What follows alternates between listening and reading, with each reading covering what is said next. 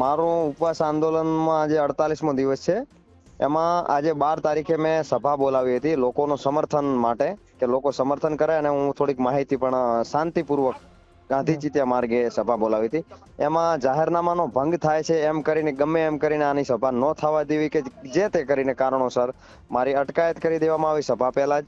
અને એ અટકાયતમાં પછી મને કલમો વધારે લગાડવી કે ના લગાડવી શી ખબર, જે તે પણ વસ્તી પણ ત્યાં પોલીસ સ્ટેશને આવી ગઈ અને જનતા વધારે સમર્થન હોવાથી અને જે તે કારણોસર મને 188 ની ધારા લગાડી અને પછી જામીન ઉપર છૂટો કરવામાં આવ્યો 1 જ કલાકમાં.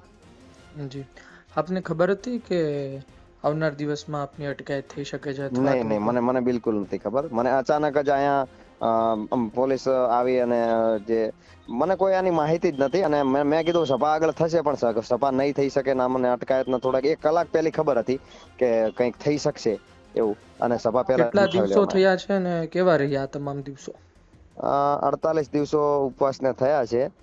એમાં દિવસે ને દિવસે તબિયત લથડતી જાય છે અને સરકારના ધ્યાને ક્યાંક વાત તો પહોંચી જ છે એવું ક્યાંક ને ક્યાંક જણાઈ રહ્યું છે, પણ હવે નિર્ણય લેવો ના લેવો એ એમના હાથમાં છે. પણ મને વિશ્વાસ છે ભારતીય જનતા પાર્ટી ઉપર પણ નિર્ણય લેશે.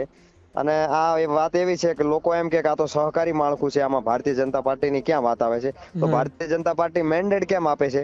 ચેરમેન ને મેન્ડેટ, ડિરેક્ટરને મેન્ડેટ આપ્યા, તો આ ભારતીય જનતા પાર્ટીના હાથની વાત છે, એ એમને જ સ્વીકારવાની વાત છે. ડેરીના કોઈ સંચાલકો આપના સંપર્કમાં ખરી? નહીં, ડેરીના સંચાલકો સંપર્કમાં નથી કોઈ. ને સ્થાનિકો અત્યારે શું કહી રહ્યા છે ત્યાંના? સ્થાનિકોની માંગ દિવસે ને દિવસે વિશ્વાસ વધતો જાય છે કે ના, ખરેખર સચ્ચાઈ છે આમાં અને આ વાતને સમર્થન કરવું જોઈએ. અને દિવસે ને દિવસે સ્થાનિક આગેવાનો પણ જોડાઈ રહ્યા છે. આમ તો 48 દિવસ થઈ ચૂક્યા છે, હમણાં 2 મહિના થઈ જશે. તમને લાગે છે કે તમારી જે માગ છે એ સ્વીકારાશે, અથવા તો ખરા અર્થમાં ખોટું થયું છે તો એ બાબતે ભારતીય જનતા પાર્ટી કોઈ ધ્યાન દેશે? હા, મને વિશ્વાસ છે કે આના ઉપર ભારતીય જનતા પાર્ટી અવશ્ય કાર્યવાહી કરશે અને આ મુદ્દાઓને ધ્યાનમાં લેશે. અને ના લે તો હું પણ મારા અડગતાથી હું બેસી રહીશ, અને જ્યાં સુધી મુદ્દાઓ નહીં માને એવી મેં અડગ નિર્ણય લીધો છે. છેલ્લો સવાલ આપને પૂછી લઉં કે શંકરભાઈ ચૌધરી તરફથી શું કોઈ વ્યક્તિ દ્વારા વાત કરવામાં આવી હોય, અથવા તો એમને પોતે વાત કરી હોય એવું ખરી? નહીં, એવું કોઈ ખરી નહીં, પણ સમાજના આગેવાનો દ્વારા કહેવાયું કે આ તે કે પારણા કરી લો કે જે તે કરીને. પણ મેં કીધું હું પારણા કરવા તૈયાર છું, પણ આ વસ્તુને ખાલી મુદ્દાઓ લઈ લો. મારે બીજું કઈ મુદ્દાઓથી જ હું પારણા કરીશ, બાકી કોઈ નહીં, ત્રીજી એમને વસ્તુ લાલચ નથી નહીં. પણ આપી હશે અથવા તો કોઈ ઓફર પણ આપી હશે?